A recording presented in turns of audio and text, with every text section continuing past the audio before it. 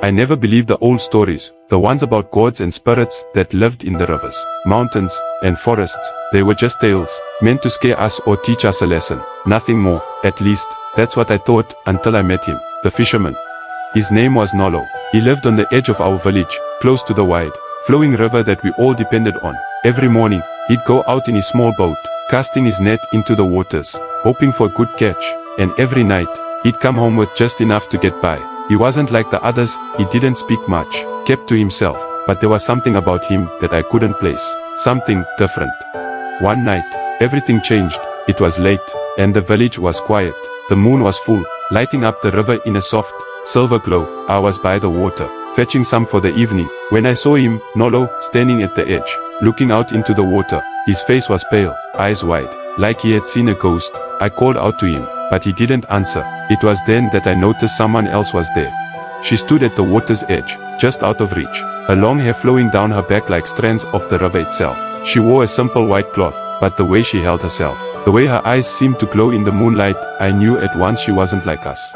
This was the river goddess. My heart pounded. Everyone knew the stories about her, how she controlled the currents, how she decided the fate of the fishermen who worked her waters, and yet, there she was, standing before Nolo, speaking to him in hushed tones, a voice like the ripple of water over stones. I froze, not wanting to interrupt, but I couldn't tear my eyes away. When they parted, Nolo didn't return to the village. He stayed by the river, staring after her long after she disappeared beneath the surface. I approached him slowly, my voice barely a whisper. Nolo, what just happened? He looked at me, his face torn between joy and sadness. She loves me, he said, his voice shaking. The river goddess, she comes to me every night. I was stunned, but the gods, he cut me off. I know, the gods won't allow it. A mortal and a goddess, it's forbidden. For a moment, we stood there in silence, the weight of his words sinking in. Nolo, a simple fisherman, had fallen in love with the river goddess, and she, despite the laws of the gods, had fallen in love with him.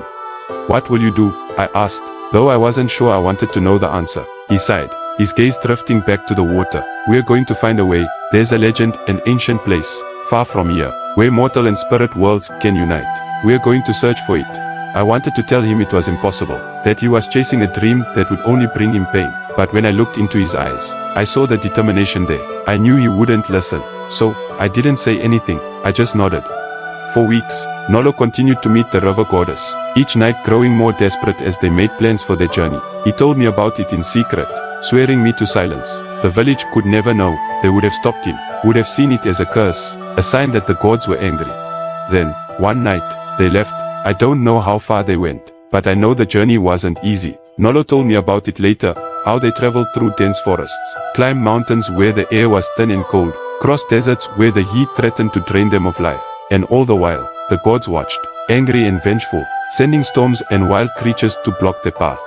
But Nolo was determined. The river goddess, too, she stayed by his side, using her powers to calm the waters, to lead them safely through dangerous lands. Together, they overcame every challenge the gods threw their way.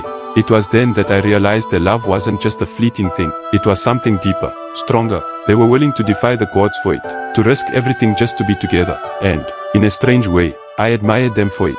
They finally reached the place of legend, a hidden valley where the boundaries between the mortal world and the spirit world blurred. It was a place said to be untouched by the gods, where those who truly loved each other could be united, regardless of the rules that separated them. But when they arrived, the gods were waiting. Thunder rumbled in the sky, and the earth shook beneath their feet. The river goddess tried to calm the storm, but her powers were fading. She had used too much of her strength on the journey. Nolo tried to protect her, but what could a mortal do against the fury of the gods? It seemed like all hope was lost, but then, something incredible happened. The river goddess, weakened but still full of love for Nolo, knelt before the gods and pleaded for mercy. She offered them everything, her power, her immortality, if they would allow her to stay with him. For a moment, the storm stopped. The gods, in all their terrible glory, listened, and then, they made a decision. The river goddess would lose her powers, would become mortal, just like Nolo. She would no longer control the rivers, would no longer live forever, but in exchange, she and Nolo could be together. The choice was hers, without hesitation. She agreed. When they returned to the village, no one recognized her. She was no longer the glowing, ethereal figure I had seen that night by the river. She was just a woman, beautiful, yes, but mortal, human, like Nolo.